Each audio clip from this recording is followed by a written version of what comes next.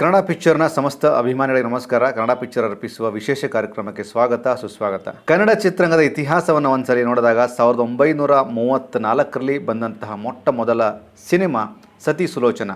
ಅಲ್ಲಿಂದ ಇಲ್ಲಿಯ ತನಕ ಇನ್ನು ಮುಂದೆಯೂ ಕೂಡ ಕನ್ನಡ ಚಿತ್ರರಂಗದಲ್ಲಿ ಬಹಳಷ್ಟು ಸಿನಿಮಾಗಳು ಬರ್ತಾವೆ, ಬಹಳಷ್ಟು ಸಿನಿಮಾಗಳು ಪ್ರೇಕ್ಷಕರನ್ನ ರಂಜಿಸ್ತವೆ, ಜೊತೆಗೆ ಪ್ರೇಕ್ಷಕರ ಶಿಳ್ಳೆ ಚಪ್ಪಾಳೆನ ಪಡಿತವೆ, ಜೊತೆಗೆ ಯಶಸ್ವಿ ಆಗ್ತವೆ. ಕನ್ನಡ ಚಿತ್ರರಂಗಕ್ಕಾಗಿ, ಕನ್ನಡ ಚಿತ್ರರಂಗದ ಒಳಿತಿಗಾಗಿ ಕೆಲಸ ಮಾಡಿದಂತಹ ಎಲ್ಲ ನಟರ ಬಗ್ಗೆ ನಾವು ಮಾತಾಡುವಾಗ ನಮ್ಮ ಕಣ್ಮುಂದೆ ಬಹಳಷ್ಟು ಜನ ಸೂಪರ್ ಸ್ಟಾರ್ಗಳು ಬರ್ತಾರೆ. ಆ ಎಲ್ಲ ಸೂಪರ್ ಸ್ಟಾರ್ಗಳು ತುಂಬ ಹೆಸರುವಾಸಿಯಾಗಿದ್ದು ಅವರ ಅಭಿನಯದಿಂದ, ಜೊತೆಗೆ ಅವರು ತಮ್ಮ ಚಿತ್ರಕ್ಕಾಗಿ ದುಡ್ಡು ಕೊಟ್ಟು ಬರುವಂತಹ ಎಲ್ಲ ಅಭಿಮಾನಿಗಳಿಗೆ ಒಂದು ರಂಜನೆ ಕೊಟ್ಟಾಗ ಮಾತ್ರ.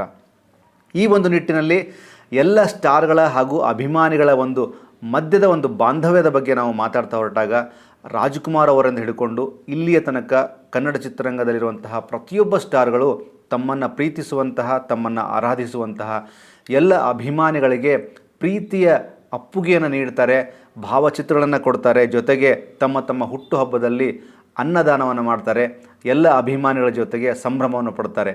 ಈ ಸಂಭ್ರಮ ಅಂದ ತಕ್ಷಣ ನಮ್ಮ ಕಣ್ಮುಂದೆ ಬರುವಂಥದ್ದು ಇತ್ತೀಚೆಗೆ ನಾವು ಕಂಡಂತಹ ದೊಡ್ಡ ಮಟ್ಟದ ಒಂದು ಸಂಭ್ರಮ ಅಂದರೆ ದರ್ಶನ್ ಅವರ ಹುಟ್ಟುಹಬ್ಬ. ಫೆಬ್ರವರಿ 16ರಂದು ಆದಂತಹ ದರ್ಶನ್ ಅವರ ಹುಟ್ಟುಹಬ್ಬದ ಒಂದು ವಿಜುವಲ್ಸ್ಗಳನ್ನು ನಾವು ಇವತ್ತಿಗೂ ನೋಡಿದಾಗ ಕಿಲೋಮೀಟರ್ ಗಟ್ಟಲೆ ನಿಂತ್ಕೊಂಡು ದರ್ಶನ್ ಅವರಿಗೆ ಹುಟ್ಟುಹಬ್ಬದ ವಿಶಸ್ಸನ್ನು ಮಾಡ್ತಾರೆ, ಅವರಿಗೆ ಥ್ಯಾಂಕ್ಸ್ ಕೊಡ್ತಾರೆ, ಅವ್ರನ್ನ ಹಗ್ ಮಾಡ್ತಾರೆ, ಸೆಲ್ಫಿ ತಗೋತಾರೆ, ಇದೆಲ್ಲವೂ ಆಗುತ್ತೆ. ಈ ಒಂದು ಪಾಯಿಂಟ್ ಆಫ್ ವ್ಯೂ ನಾವು ದರ್ಶನ್ ಅವರ ಹುಟ್ಟುಹಬ್ಬದ ಬಗ್ಗೆ, ದರ್ಶನ್ ಅವರ ಅಭಿಮಾನಿಗಳ ಬಗ್ಗೆ ಯಾಕೆ ಮಾತಾಡ್ತಿದ್ದೀವಿ ಅಂತಂದರೆ, ಇತ್ತೀಚೆಗಾದಂತಹ ಒಂದು ಬೆಳವಣಿಗೆ ದರ್ಶನ್ ಅವರ ಎಲ್ಲ ಅಭಿಮಾನಿಗಳಲ್ಲಿ ಒಂದು ಆತಂಕವನ್ನು ಹುಟ್ಟುಹಾಕಿದೆ. ಈ ಒಂದು ಆತಂಕಕ್ಕೆ ಒಂದು ಸಮಾಧಾನವನ್ನು ಕೊಡುವಂತಹ ನಿಟ್ಟಿನಲ್ಲಿ ದರ್ಶನ್ ಅವರ ಧರ್ಮಪತ್ನಿ ಶ್ರೀಮತಿ ವಿಜಯಲಕ್ಷ್ಮಿ ದರ್ಶನ್ ಅವರು ನಿನ್ನೆ ಒಂದು ಪೋಸ್ಟನ್ನು ಮಾಡ್ತಾರೆ. ಆ ಪೋಸ್ಟಲ್ಲಿ, ನನ್ನ ಪ್ರೀತಿಯ ಸಹೋದರರೇ, ದರ್ಶನ್ ಅವರಿಗೆ ನೀವು ತಮ್ಮ ಅಭಿಮಾನಿಗಳು ಎಂದರೆ ಅಪಾರವಾದ ಪ್ರೀತಿ.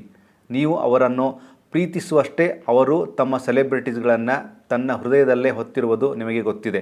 ಇದೊಂದು ಪರೀಕ್ಷೆಯ ಸಮಯ, ನನಗೆ, ನಿಮಗೆ, ನಮ್ಮೆಲ್ಲರಿಗೆ. ತಾಳ್ಮೆ ಕಳೆದುಕೊಂಡು ಮಾತನಾಡುವುದರಿಂದ ಹಾನಿಯಾಗುವುದು ನಮಗೆ. ಆದ್ದರಿಂದ ತಾಳ್ಮೆ, ಶಾಂತಿಯಿಂದಿರೋಣ.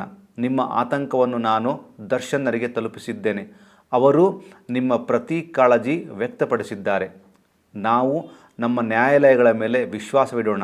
ನಮಗೆ ನ್ಯಾಯ ಸಿಗುವ ಸಂಪೂರ್ಣ ಭರವಸೆ ನನಗಿದೆ. ಇಂತಹ ಕಷ್ಟದ ಸಮಯದಲ್ಲಿ ದರ್ಶನರ ಅನುಪಸ್ಥಿತಿಯನ್ನು ದುರುಪಯೋಗಪಡಿಸಿಕೊಂಡು ಅವರಿಗೆ ಕೇಡು ಬಯಸುವ, ಕೇಡು ಮಾಡುವವರನ್ನು ತಾಯಿ ಚಾಮುಂಡೇಶ್ವರಿ ನೋಡಿಕೊಳ್ಳುತ್ತಾಳೆ. ಒಳ್ಳೆಯ ಸಮಯ ಮತ್ತೆ ಮರಳಿ ಬರಲಿದೆ.